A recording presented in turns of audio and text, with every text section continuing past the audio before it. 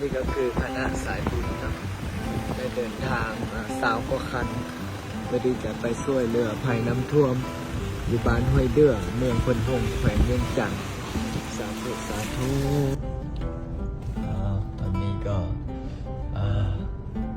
เป็นผู้ลงห้วยไปช่วยญาติโยมเนาะสาธุสาธุ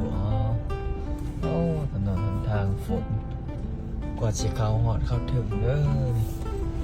ขอเจริญพรเอาคนในทั้งหลายเมื่อนี้มื้อวันที่6อาจารย์พร้อมกับคณะสายบุญสายญาติธรรมได้เตรียมข้าวสารอาหารแห้งและก็เครื่องยุ่งของกินเพื่อที่จะไปช่วยเหลือผู้ประสบภัยน้ำท่วมหลังจากที่พายุได้พัดได้เฮ็ดให้เงินสารบ้านซ่องของพ่อไม่ออกหรือว่าพ่อแม่ประชาชนหลายคนก็เสียหายหนักเนาะทีนี้ทาง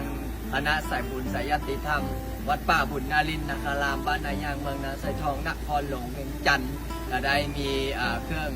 เพื่อที่จะไปบรรเทาทุกข์และไปเป็นกำลังใจเพราะฉะนั้นแล้วเอาบุญเอากุศลมาฝากเด้อสาธุ